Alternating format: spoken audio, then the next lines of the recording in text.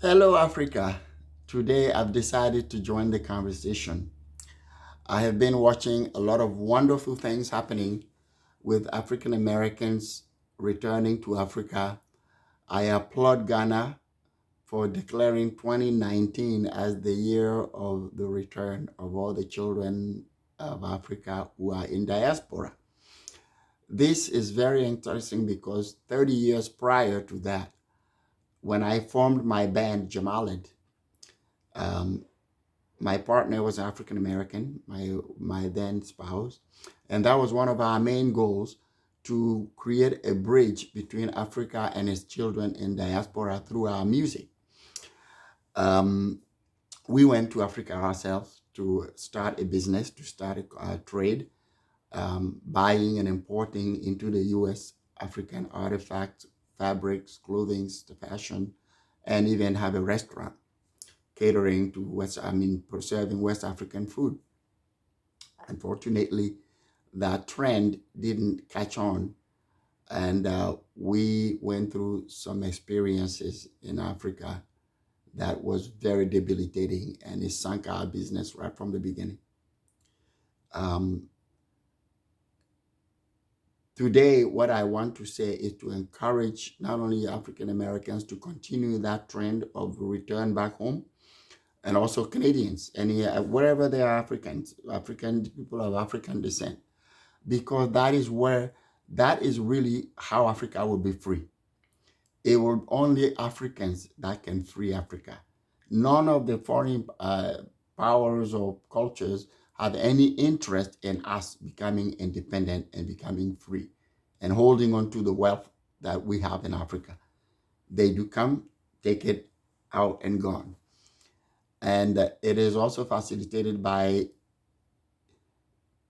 uh, treaties and really warped contracts, if you will, forced onto African leaders to sign at the dawn of their independence, as we know the case with France and the 14, not only 14 West African countries, but what they call France Afrique, which is that continued colonization. Places that cultures of that kind only come to suck Africa and take to their own homeland. Those of us, nowhere you go as a black person do you feel more at home than Africa. And so we need to get all that intellectual um, capital, that know-how, as well as financial capital that some of us can bring back. But if we keep falling onto little groups of corrupt people who pick your pocket and find ways to rob you, this discourages people from coming back. It hurts Africa.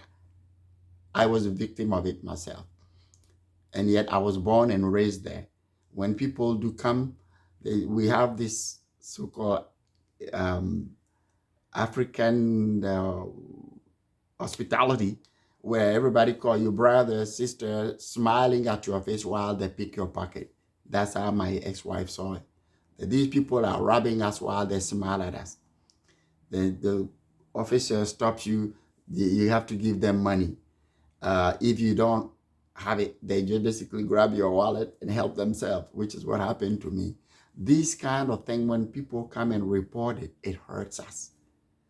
It hurts us. And we have to change our thinking, the way we think, the way we perceive other Africans, other Black people coming home. We should embrace them, encourage them, and learn from them what they're bringing, the knowledge that they have. That's really what it is. Today, you go in there, practically every village, they have a Chinese presence. What's that? Where is our people? What is what we've learned here? We want to feel welcome there as we welcome everybody else. That's what I want to say to start. Hello, Africa. Y'all always be African. We always will be. Just let's make our home a dwelling place for us as well as for those foreigners we welcome. That's all I want to say today. To encourage more and more African Americans, African Canadians, that wherever they are, to return home.